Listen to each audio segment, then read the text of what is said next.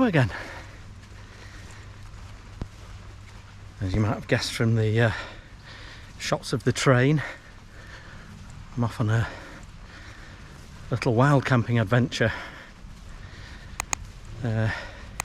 Just an overnighter, and I won't give the exact spot away.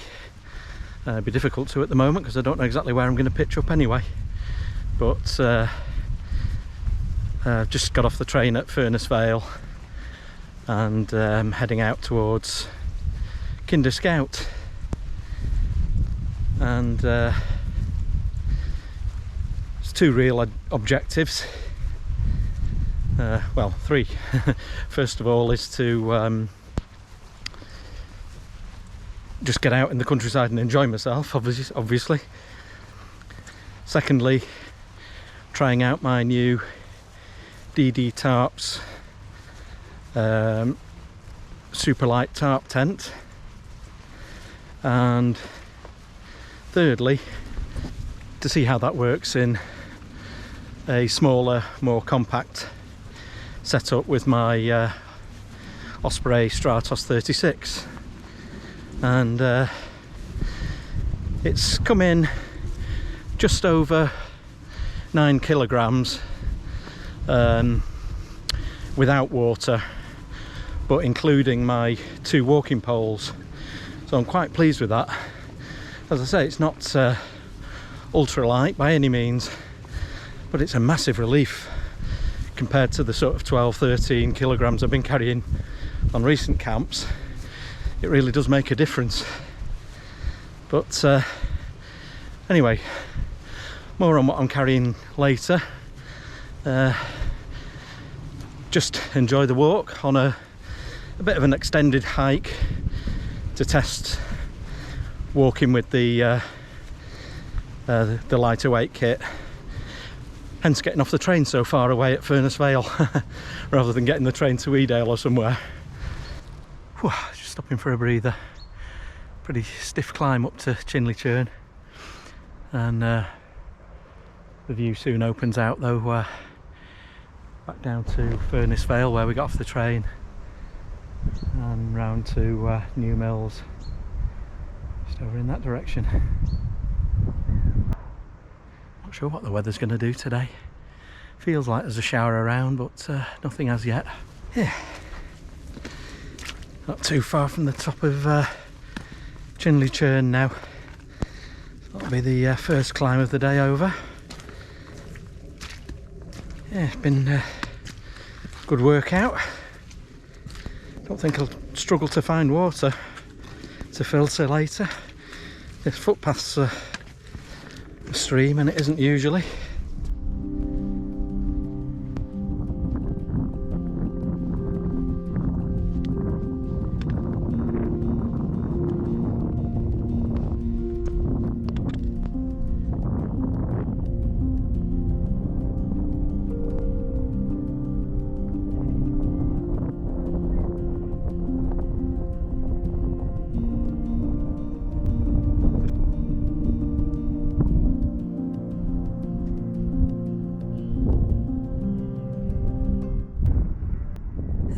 Too shabby a view, is it? Only about 5 miles in from where I started at the front door, but I think I've earned my lunch. Nice breeze, but not as windy as I thought it might be. Right, onward. Had a bite to eat, which was most welcome, and now we're heading over there.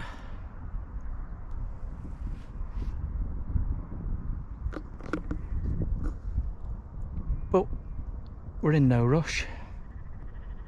It's only about 20 to 2, so I can just take plenty of rests and just enjoy the views along the way. That's what it's all about, isn't it? One of my favourite places up here. Views are just fantastic out across Mount Famine, South Head, across to Kinder Scout, and then back in the other direction over to Manchester. Amazing. Alright, I'm just coming down to Peep a Day now. I'm going to cross the road and then just head uphill and go just to the left of Mount Famine and drop down, pick up the Oaken Clough path, and then it's a steady climb up to Edale Cross.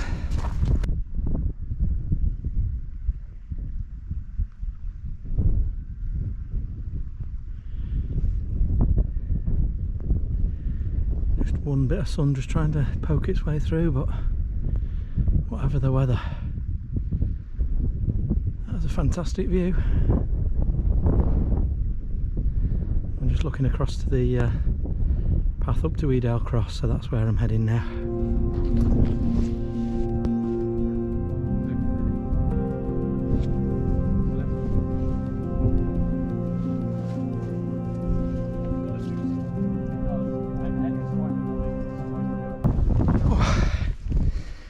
Right, just past Edale Cross and climbing up Swine's Back now to head over Edale Rocks towards Kinderlow. I've had a bit of a light shower, sort of a misty drizzle at Oaken Clough. It's a bit like Jacob's Ladder in that it's not the steepest way up onto Kinder, but it seems to go on forever. So I think I probably better stop and take on some fluid in a minute. I've sweated buckets.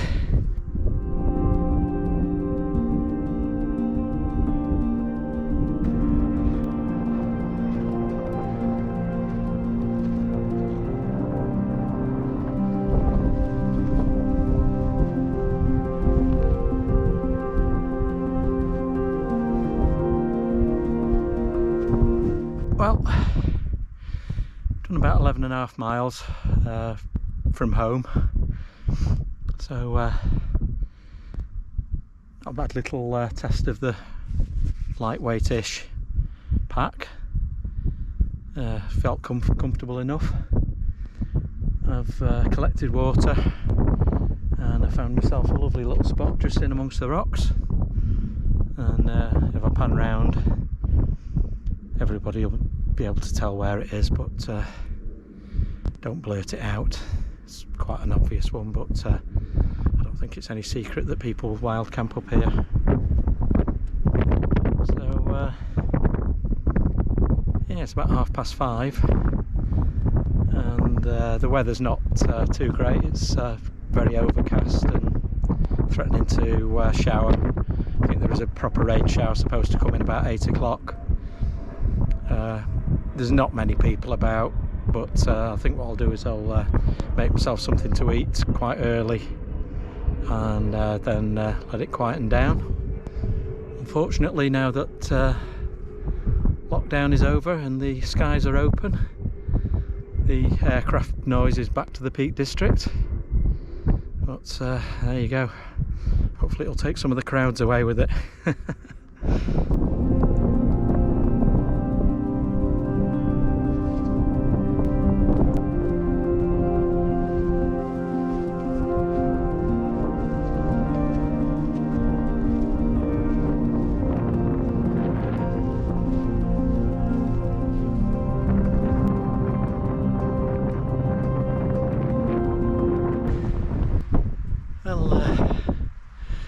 Bit of driving rain started as soon as I started to put it up. Typically it looks like it's going to get a wind and a rain test tonight, so yeah, I'm just about to move my gear in now.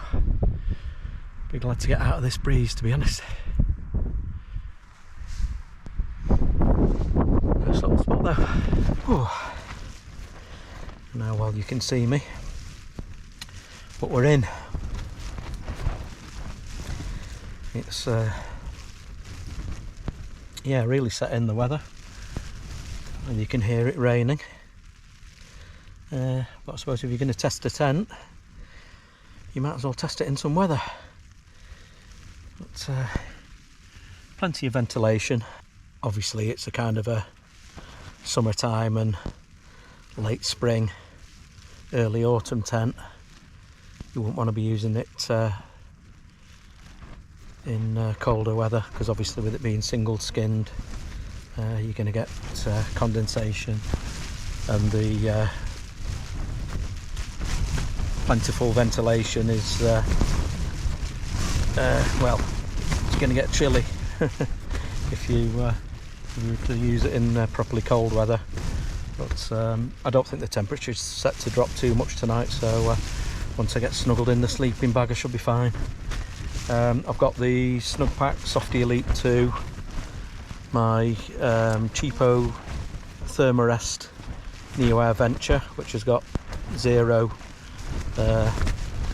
thermal qualities, but as I say, it's I don't think it's set to go below about 10 degrees C tonight, so should be good.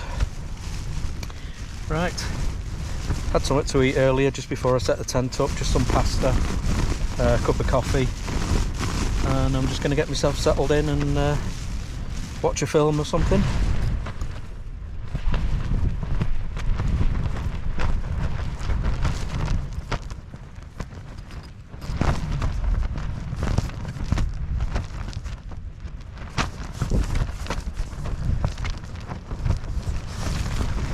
Well, at least it waited till I got here.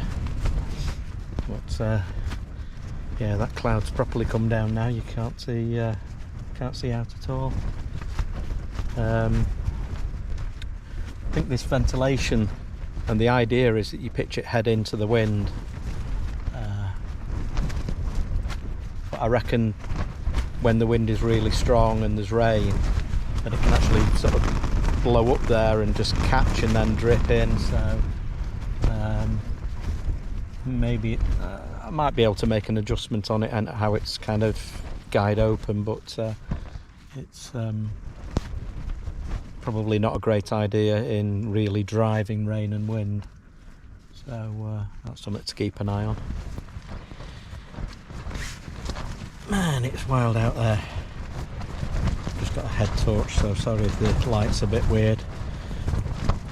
Just watched me film Operation Avalanche, about faking the Apollo 11 moon landing. That's pretty good. But yeah, I've just checked the mountain weather forecast for Kinder, and it's saying 20 mile an hour winds with gusts up to 30. So yeah, it's a blustery night to say the least. So everything's standing up so far, and we'll see how things are in the morning. So night folks, catch you tomorrow. Morning folks, it's just gone 6 o'clock, and that was the view the morning after. It was a pretty wild night.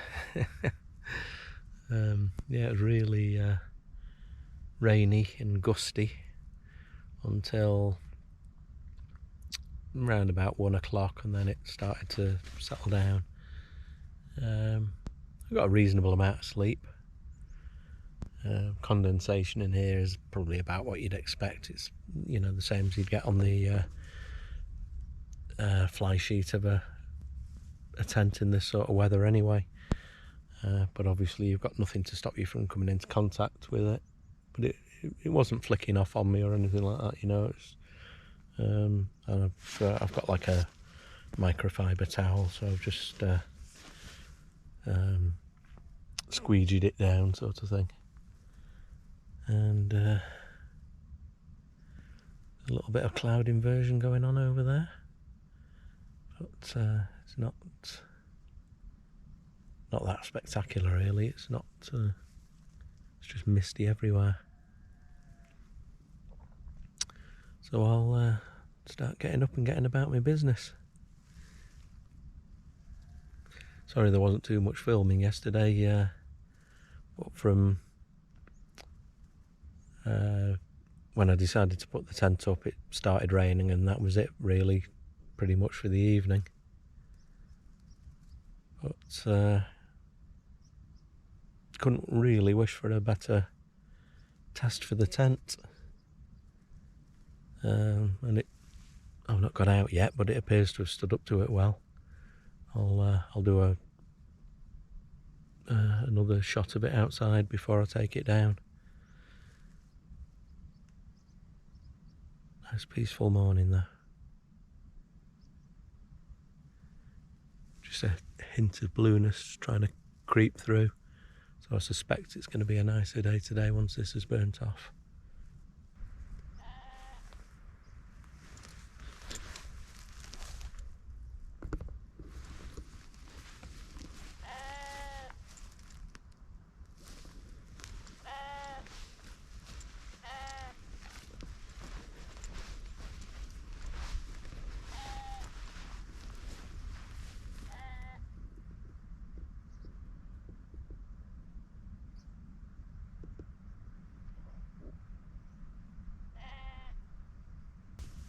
So everything's stood up to the battering it got from the wind okay. Poles are still in the caps up at the top, fine. This vent on this side was probably the worst for getting a little bit of sort of vapour and rain kind of blowing in. And I suspect I could probably have pegged it out slightly better here. This was where the wind was actually, you can see from the material that the wind was catching this one more than that one. And I suspect I could either have sort of pegged it out slightly better so it's smoother and a bit more taut. I think it was actually blowing down and then it was able to wick up kind of thing. Or put an extra guy line on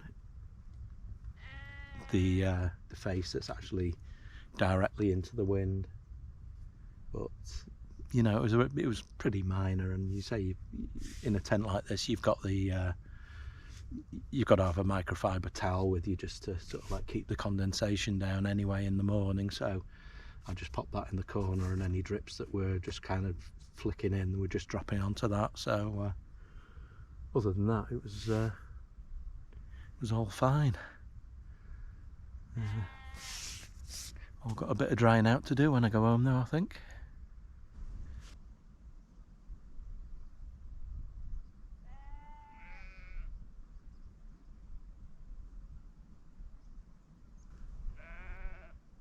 What a time of day to be out though. The sheep and the grouse woke me up earlier.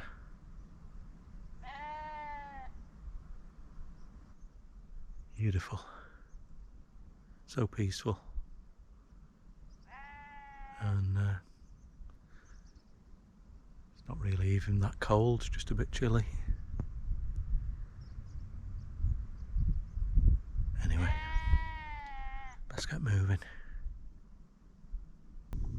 All packed up now, so I'm just going to make myself some porridge and a cup of coffee, and I'll be off.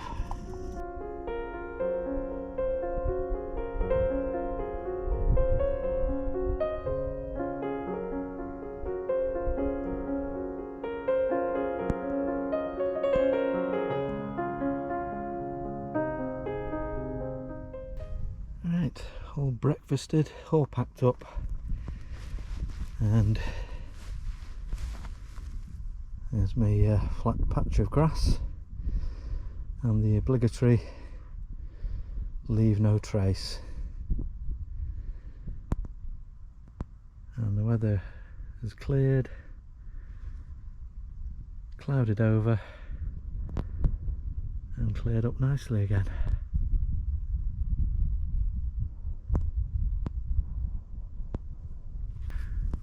What a fantastic camp.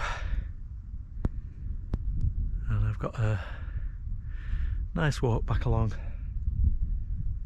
as far as Sandy Hayes, and then down into Hayfield where I'll get a bus home, and might bring you back for a couple of sights along the way. Just coming round down to Kinder Downfall in a few minutes now. Stunning up here though.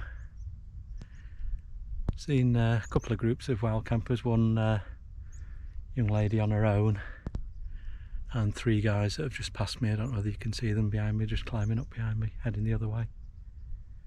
But very peaceful, beautiful up here.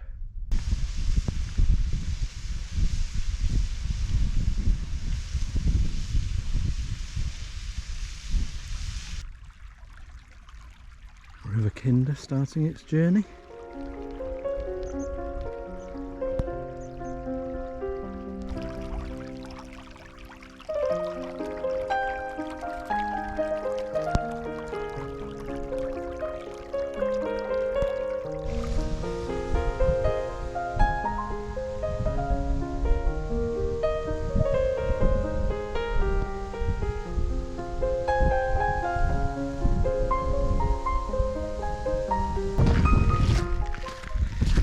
Don't matter how often you come up here, it still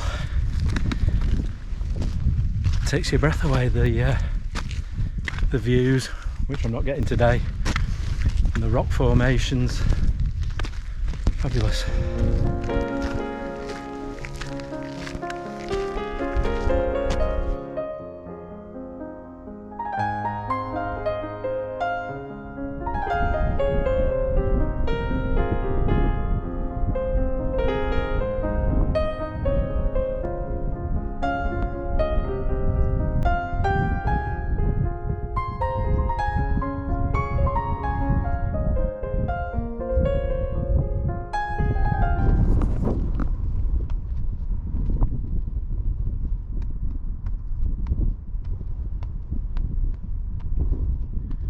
Drop down now, I'm not sure whether you could see it at all.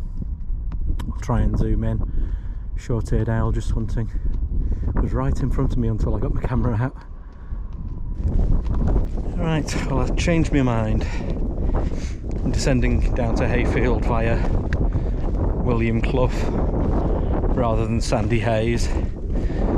William Clough can get a little bit busy at times, but there's hardly anybody about, so I thought I'd come down this way because it's quite pretty. But it's been a fantastic camp and a nice couple of days hiking, and if you've watched this far, thanks very much. And if you wouldn't mind doing the honours and giving it a like, and maybe considering subscribing. But I'll sign off here. So once again, thanks for watching, and no doubt I'll catch you on the next one. Cheers folks.